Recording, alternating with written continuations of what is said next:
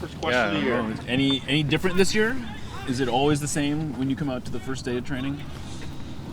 Yeah, it's always excitement, first foremost exciting that you get to do this for a living, and I've been able to do it for so long, and it doesn't get old, which is really nice. And so the longer you do it, the more you gotta realize that you're blessed that you're able to do it too. So really excited, especially excited with, I think, the squad we have.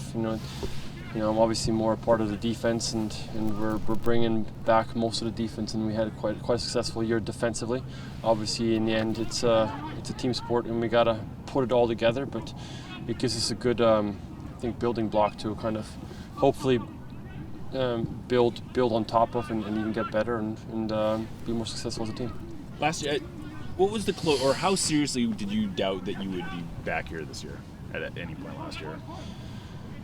Yeah, look, I mean, I think I'm a very honest person. I've always made it well known that I love it here. My family, we put down roots here. We built a home on Bainbridge Island. Our dogs love it there. My wife has found a second family and a job here in the Seattle area. So we try to embed ourselves in the community as much as possible because we love it. We truly love it here. But having said that, the fact that I am still able to play, and I feel like I'm able to play at a high level, you have to maximize that too,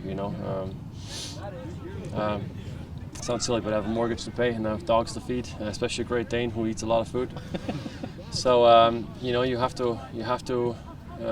has to make sense for everybody. Having said that in that way, I think I also realize that the Sounders have to make sure, and Craig, to make sure it makes sense in the long term too, right? I'm not the youngest guy anymore, so it was up to me to prove that I can play the majority of the season, which I did. I think I was out with a concussion for a game or so.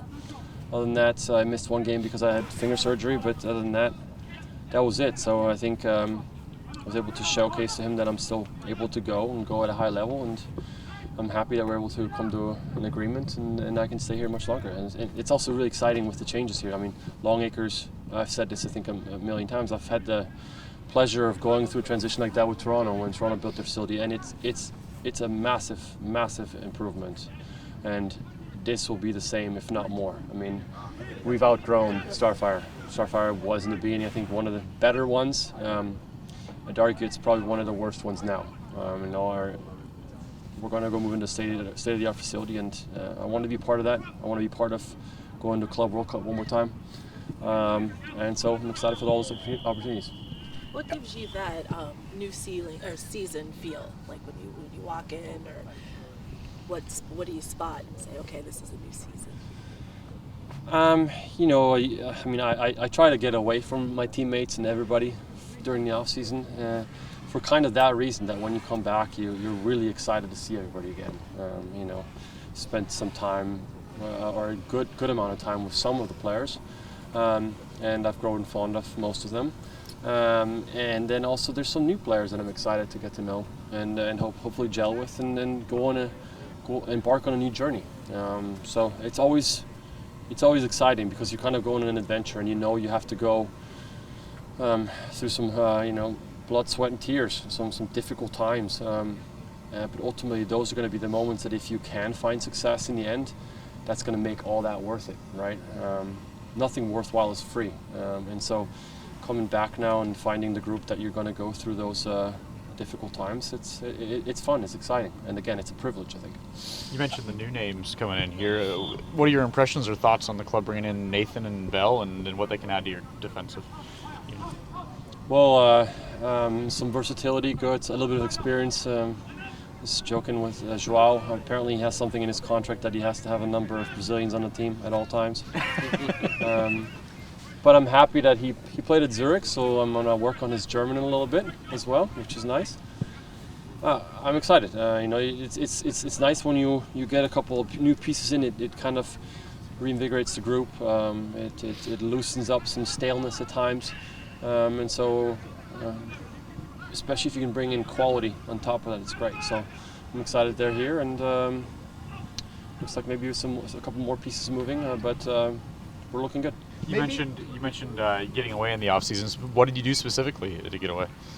I went to Mexico. Got a little tan. Did some whale watching in Cabo, which is awesome. Just spent some time with the family, wife and the dog. So we adopted a new dog. So our family has grown. And just get away from football, honestly. Maybe it's the amount of tournaments, but although it's only been 2 years since the Sounders' last title win, it feels like a long time since this team really reached a big objective. Do you feel like that's the case? Does it feel that way to this group, to yourself? It feels that way because we have a high standard. Agreed. I think that if 2 years ago the highlight was winning Champions League. Last year the highlight was participating in the Club World Cup. But that's almost like, if you were new to the team, you kind of got it for free. You didn't have to earn it.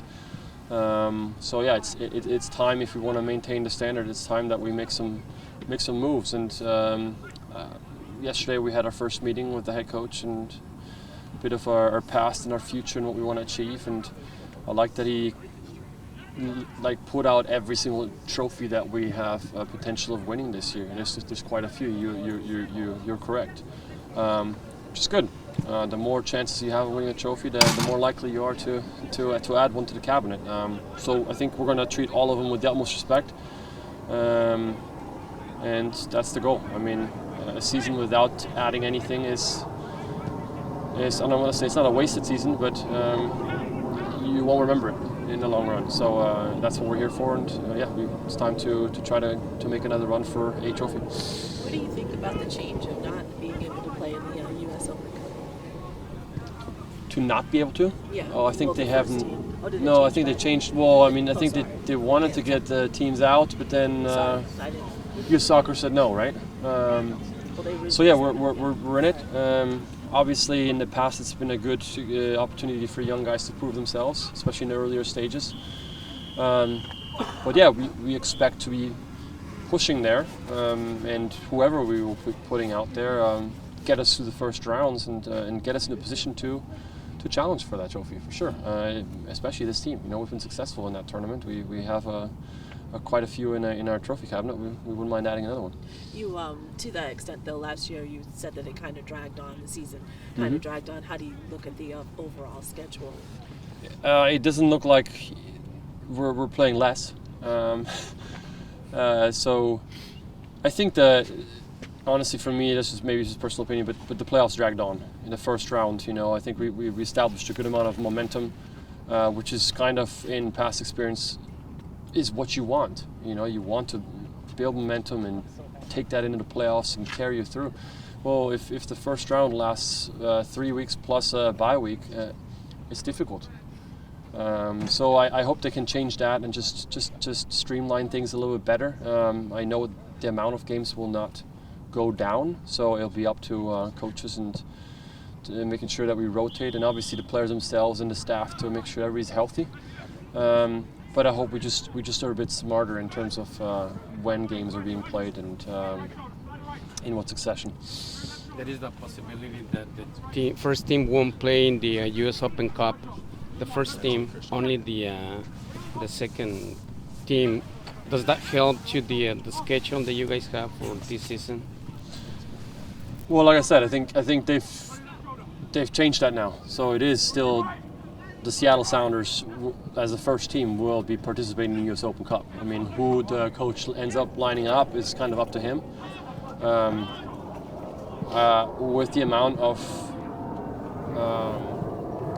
tournaments and league play that we're playing, the amounts of games that we have ahead of us, there's going to need to be a rotation. So where that happens and when, that's why we have a massive staff that is going to collect data. We're going to have coaches that are going to analyze everything, and they're going to be smart about it and make sure that we get through the whole year with the whole squad. Been a long time since you started a season without Nicolas Ladero on your team. Any different vibe with him not being anymore? Oh, it's a bit strange. I mean, he's been here for a long, long time. Hard, if not impossible, guy to replace. So it's a challenge for other people to step up and take on more responsibility. That's the kind of that adventure that I'm talking about, right? You lose a few pieces, you add a few pieces, and now you embark on this journey to see where will we end up as a group? Where do we want to end up? What do we want to sacrifice to get where we want to end up? Those are all questions that we're starting to ask now on the training field.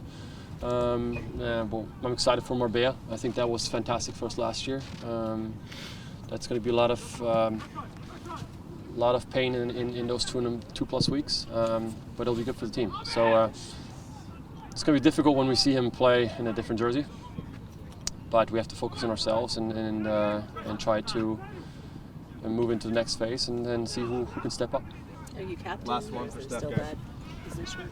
Yeah, I think I'm captain, and I mean, try to lead the squad however I can, whether it be through words or through example, and yeah, that's it. All right. Thanks, guys. Thanks, Steph. Thank you.